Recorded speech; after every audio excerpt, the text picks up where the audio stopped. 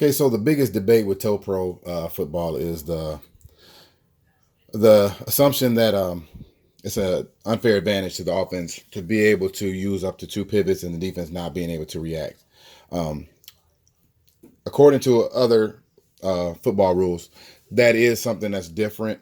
But if you play honest and you play routes instead of men or figures, then um, it becomes less of a challenge. So what I usually do is you want to space out the field to make the receivers go where you want them to go, or go where you feel like coverage is, or have areas of the field covered uh, all over, opposed to trying to, like I said, going back to the face guarding thing, and then they pivot off. Obviously, you can't do that in Toepro, or you'll be burned. So, but you can't just sit there and say, okay, it's unfair, I'm done, we need to rewrite the rules. Well, most of us that have played have found ways to adjust to it. So a lot of it is, you can't say it enough to convince people. You have to really play it, and then you'll see that you can come up with ways, to be able to be competitive. And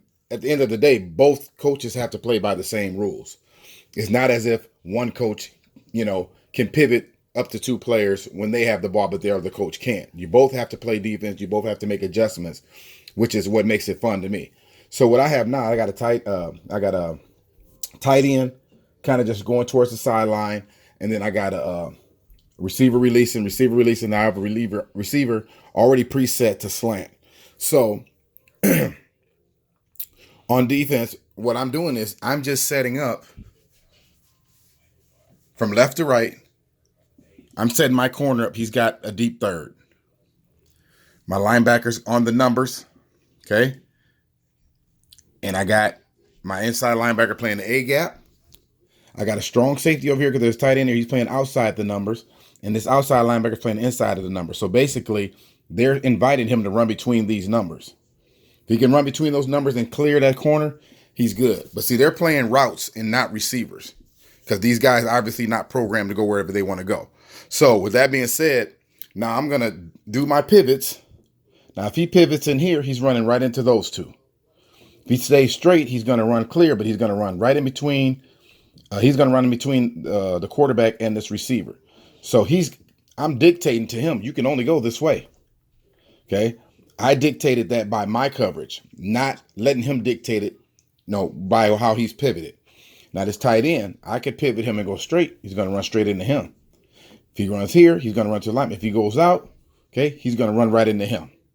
Okay. So, and the same thing here. He slants.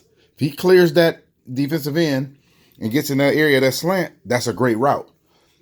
If he decides he wants to come out here and run a quick sprint out, I'm going to give him that. Obviously, that's what's open. But again, I'm forcing the pass outside the numbers on the other side of the line of scrimmage, which I think is the lowest percentage pass. So let's leave that here. What I'm going to do is I'm going to pivot the back there, and I'm going to slant him like I said I was going to do. So the offense got their two pivots. Now I'm going to run the play. Okay. Now, this is what I was talking about. See how he split? That's a great route. He's in between three defenders, though. Okay. That's a good route. Out here, he ran out. The strong safety came out here. Throw it to him. That's going to be a minimal gain. Same thing here, because they're unengaged, because I didn't face guard. He's unengaged. All these guys are unengaged. Okay. He's engaged. Look at that. Down the field.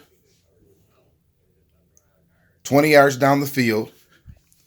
Not only is he in his passing angle, he's engaged. Okay.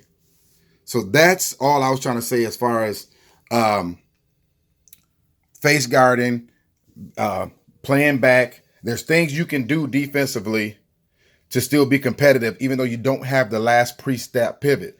Once you play by these rules and give it a chance and challenge yourself, you'll see that you can come up with things under this rule set and still have fun, still be competitive, because at the end of the day, both coaches have to play by these rules. There's no unfair advantage that one side gets that the other one doesn't.